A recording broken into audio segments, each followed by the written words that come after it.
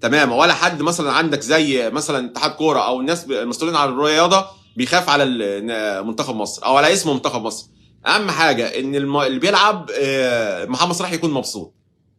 يعني انت ما تقنعنيش ان محمد صلاح امبارح الهجوم اللي حصل عليه وكل لسه يجي موقع كوره بلس يخش على امام عاشور على طول ويطلع ان هو اوحش واحد في الملعب امبارح باحصائيه، تمام، علشان خاطر الجماهير الاهلي كلها تخش على المنشور دوا ويخف الضغط على محمد صلاح. دي وجهه نظري اللي عملت كوره بلس وقناه اون، ان موقع كوره بلس اصلا كده كده راجل موقع منتمي لقناه اون سبورت. لكن تقدر تقول حد يتكلم عن نن امبارح؟ لا. يعني اون سبورت البرامج كلها امبارح سواء ابراهيم عبد الجواد او الناس دي كلها او هاني حتحوت او مثلا احمد شوبير، حد دافع عن النني امبارح؟ لا. كل الدفاع اللي بيدافعوه امبارح تمام هو عن محمد صلاح. عشان تعرفوا بس الفكره مش قصه المنتخب، لا، هي القصه كلها في الاول وفي الاخر ان هي مصالح وازاي نرضي محمد صلاح علشان خاطر ما يزعلش من حد، عشان الناس تفضل قاعده على الكراسي بتاعتها. ما تزعلش يا ابو صلاح، خلاص ما دام انت احسن من المنتخب الوطني حقك علينا يا ابو صلاح، والناس ما تزعلش من محمد صلاح. ما دام المسؤولين في الرياضه في مصر والاعلام الرياضي كله بيطبل لمحمد صلاح، طبلوا لمحمد صلاح. ما تستنوش حاجه من لعيبه المنتخب ان هي مثلا تحب المنتخب. ما تستناش كوره من تريزيجيه، ما تستناش من عمر مرموش، ما اوعى تستنى من اي لاعب في المنتخب ان هو يلعب ويديك كل حاجه، وما دام هو شايف اللعيبه في المنتخب شايفه ان حقهم بيروح لمحمد صلاح. تريزيجيه طلع بتصريح وبعدين هعيدها واكررها، قال انا حقي مهضوم في المنتخب، ما باخدش حقي في المنتخب. ده تريزيجيه وحقه. ما دام انتوا كلكم بتطبلوا لمحمد صلاح خلاص خليكم محمد صلاح، ما تستناش من كهربا من مصطفى محمد من اي حد لاعب بيلعب وبيعرق في المنتخب علشان خاطر اسم بلده، ما تستناش منه مقابل. ما دام هو شايف نفسه مهضوم حقه وما فيش حد في الاعلام يديله حقه خلاص.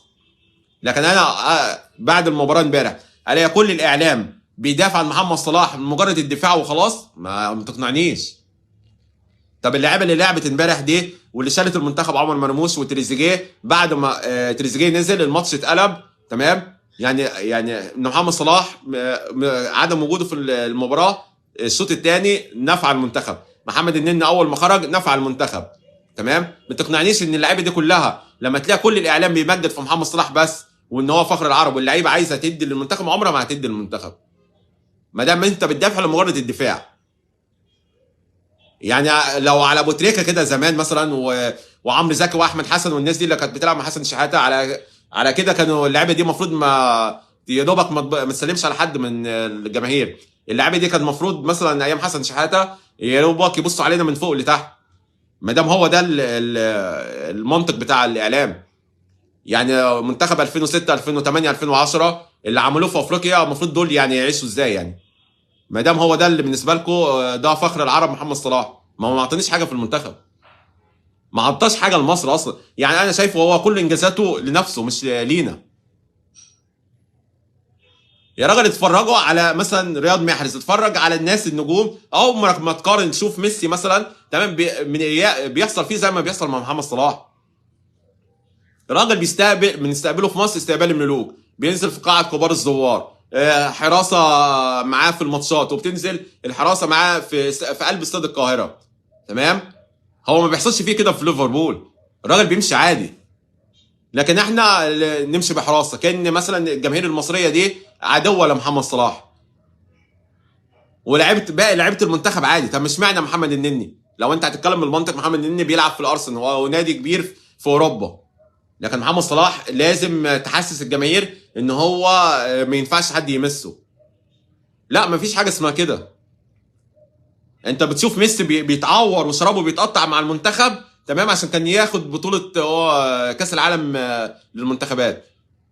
شوف ميسي كان بيزعل ازاي لما كان بيخسر مع المنتخب بطوله اوروبا او كاس العالم للمنتخب.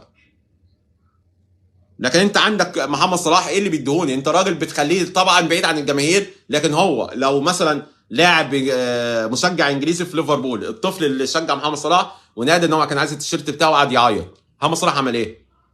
النادي ليفربول لبى النداء الطفل وراح على طول لحد بيته. يقدر يعمل محمد صلاح الحاجات دي في مصر؟ مستحيل. لكن تقعد تقولوا له انت عايزين تدوه حق اكبر من حقه وحجم اكبر من حجمه في المنتخب. يعني هو لاعب كبير مع ليفربول، احسن لاعب في اوروبا مع ليفربول، لكن عمل ايه البلدي؟ انا ما عملش حاجه البلدي. محمد صلاح الكاس العالم ما وصلنا كاس العالم، ضربه الجزاء اللي تعب فيها تريزيجيه مش محمد صلاح، اللي تعب فيها وجابها هو تريزيجيه. الاعلام كله بروز الصوره في الاخر لمحمد صلاح وهو بيشوط ضربه الجزاء، لكن تريزيجيه هو اللي تعب وقاتل على الكوره لحد ما جاب ضربه الجزاء لمصر. امبارح تريزيجيه نزل قلب المباراه، ما حدش راضي يديله حقه. تريزيجيه ليه يعني؟ عشان خاطر مين يعني؟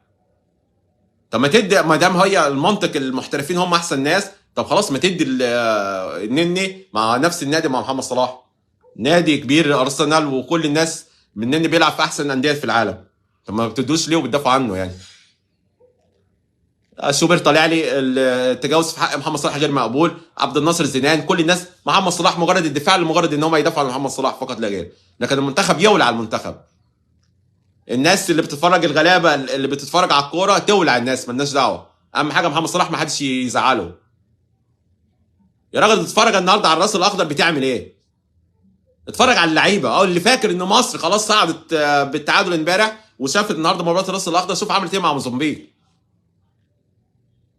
هم دول اللعيبه اللي تستاهل، مش تقول لي اصل محمد صلاح فخر العرب. فخر العرب ليك، ما بيديش حاجه للشعب ولا بيدي حاجه لحد من جيبه.